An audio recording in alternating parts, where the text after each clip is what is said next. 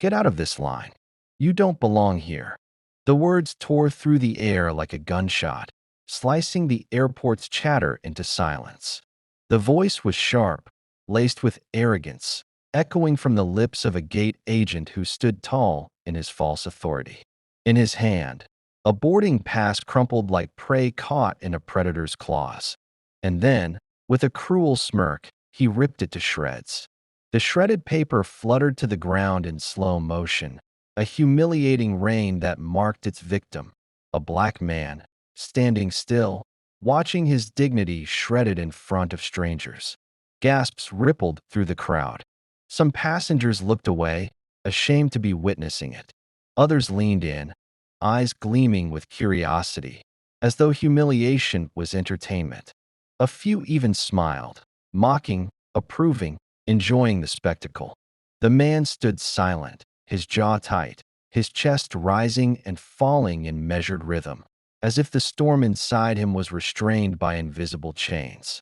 But what the agent, what the crowd, what no one in that terminal knew, was that this man was no ordinary passenger. His name was Diago, and within minutes, the arrogance of one gate agent would trigger a downfall that would shut down the entire airline. Before we dive into this shocking journey of humiliation, arrogance, and ultimate revenge, make sure you hit that subscribe button right now. Comment the city or country you're watching from, and share this video with someone who needs to know how quickly power can shift. Because this isn't just a story, it is a lesson written in fire. Diago was a man whose presence commanded attention, even when he spoke no words.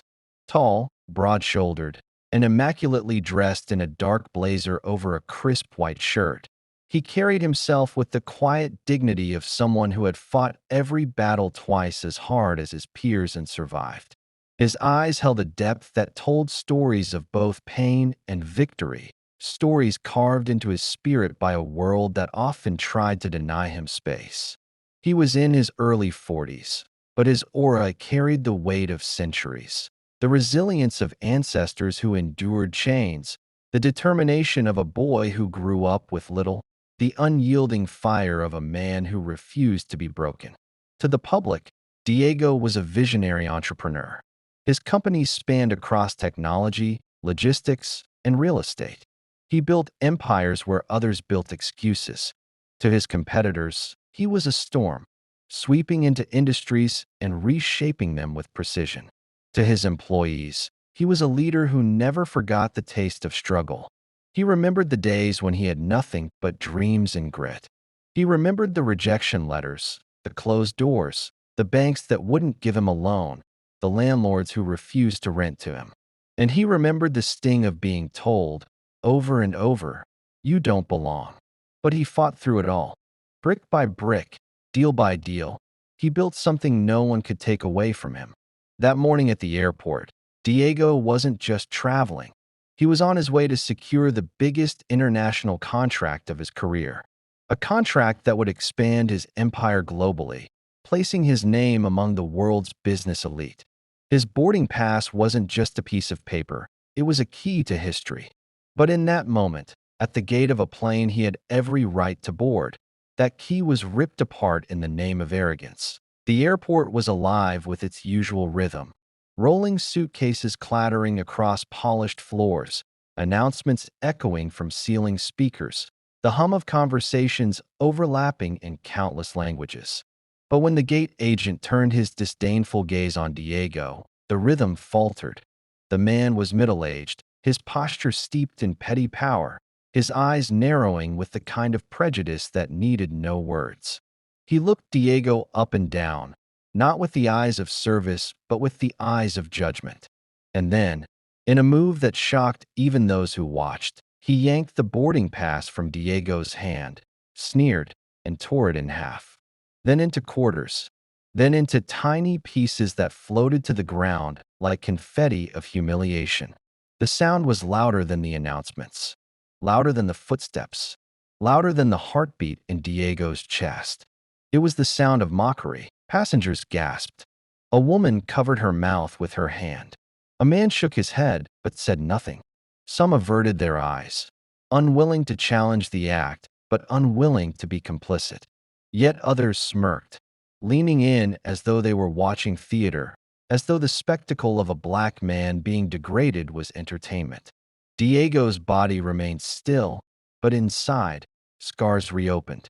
He remembered being a teenager, denied entry into a store because the clerk didn't think he could afford anything. He remembered being stopped on the street, accused of crimes he never committed. He remembered investors who laughed in his face, dismissing him before hearing his ideas. Every tear of that paper echoed those memories. But Diego was no longer that boy.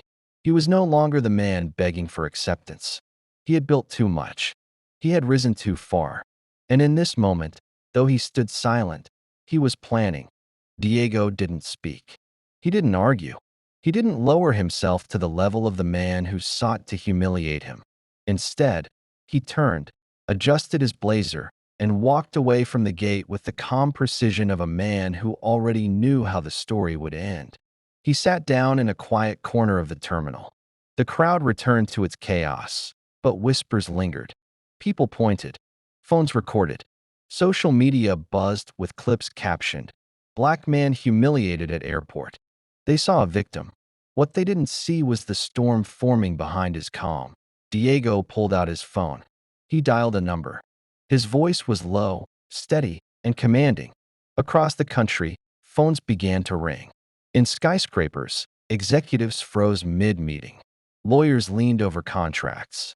Directors sat upright. The instructions were short and sharp. Review every clause. Pull every string. Activate every safeguard. Because what no one knew, not the gate agent, not the passengers, not even the airline's executives, was that Diego was not just a customer.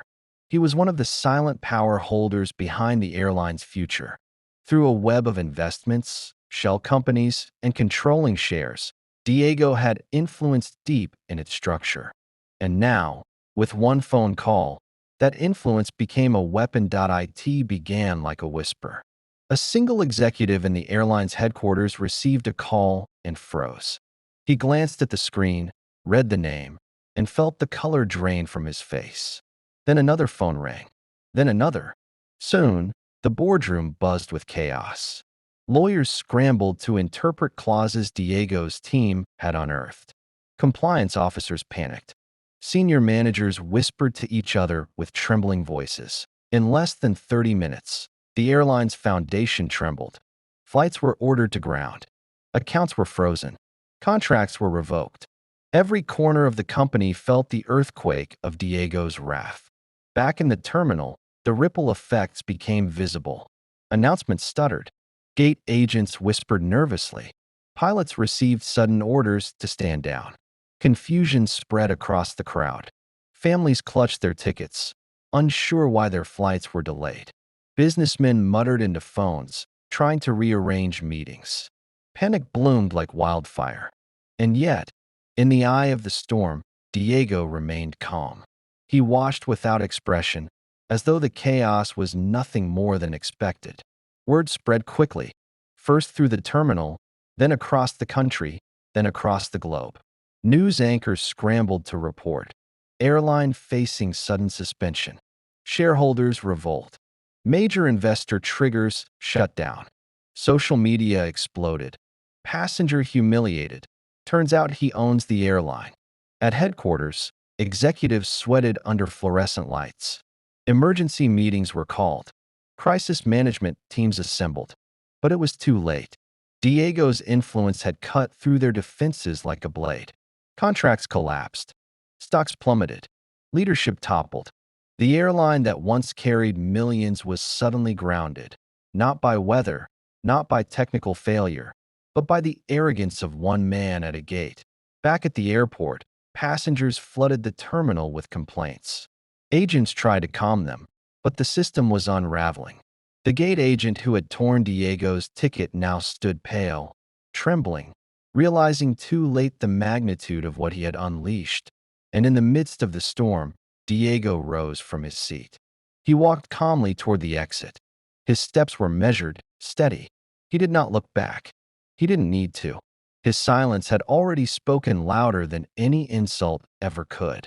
Within hours, headlines dominated global news. Business journals dissected the collapse.